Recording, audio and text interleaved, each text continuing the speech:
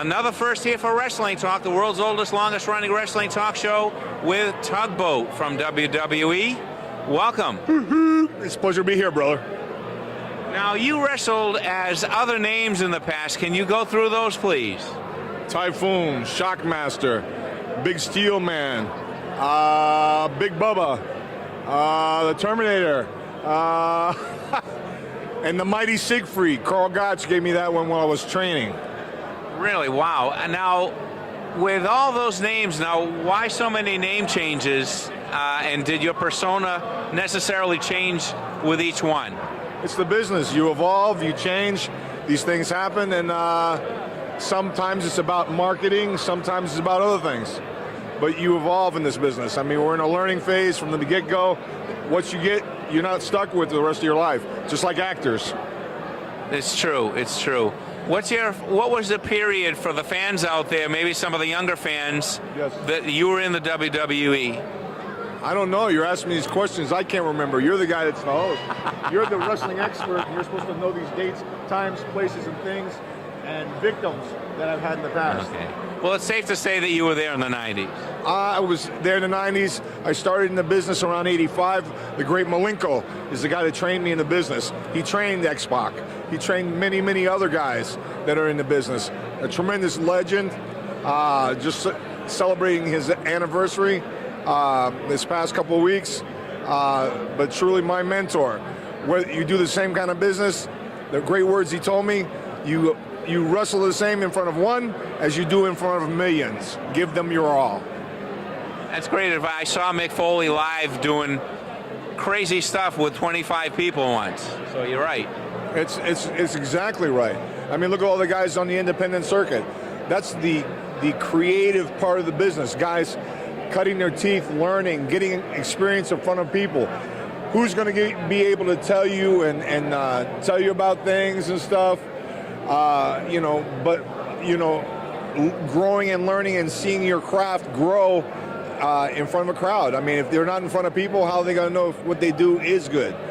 What's your favorite period, favorite feud, favorite thing that you did in the WWE? You know, people ask me, what was your favorite character? They ask you, what is your favorite feud? Who is the best guy that you wrestled? But the bottom line is everybody, the whole business. If I had to do it, I had this discussion this morning with the Demolition. If we had to do it all over again, we'd do it the same way, all the way over again. Okay. You know what I'm saying? All right, I'll name a few names from the past. Hulk Hogan, what do you think of? Ooh, yeah, brother. Hulkamania running wild. That's right, brother. He's excellent. If it wasn't for him, he was the golden touch. You know, I was brought in there. I was as Tugboat. They, paired me up with him. I became his cheerleader when he was injured. I mean, he's tremendous. A great guy, awesome person, tremendous wrestler. Underrated. A lot of people criticize from the outside, but one of the greatest guys in the business ever. Macho Man Randy Savage. Tremendous. He told me, we were talking one time with him and my brother-in-law, Dusty Rhodes. Tugboat, the only thing I can tell you, the only guarantee in this business is there are no guarantees. You know, words to live by.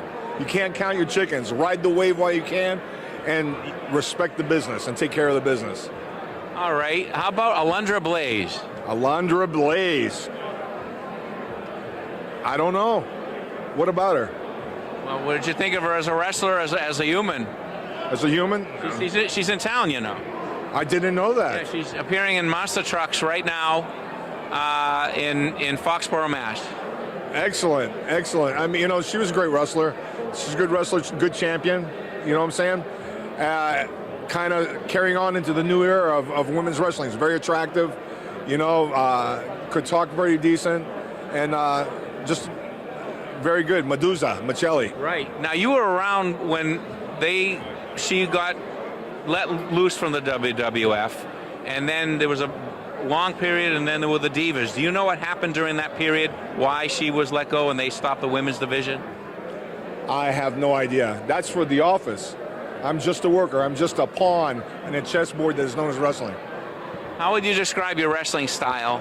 My wrestling style, it varied from, I tried to do a lot of stuff that smaller guys did. That's why when I was with Quake, I mean, and I miss him dearly to this day. Every day, there's not a day goes by I didn't think about it. He was my brother from another mother.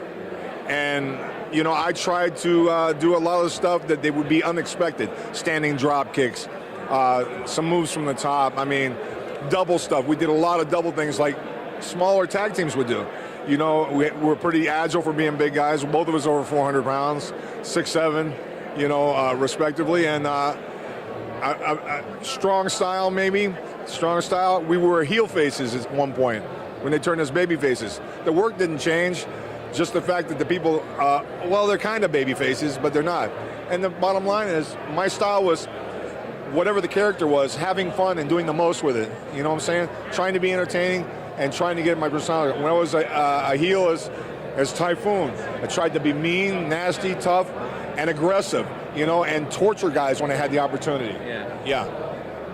Okay, how about Danny Davis? Danny Davis, one of the greatest referees, you know, in the time of great referees, the Hebners, okay? Danny Davis was phenomenal. He's a great wrestler on top of being, you know, a great referee. Very smart mind, great technician inside the ring. You know, Joey Morello was at the same time. You know, Gorilla Monsoon's son, he was phenomenal. But just great, and a great person, like I said. And he's brought a lot of great talent into the business when he had his own area of the country. Well, I want to thank you for this time, and I know you have more autographs to sign and things to sell. It was great spending time with you and the fans. Thank you very much.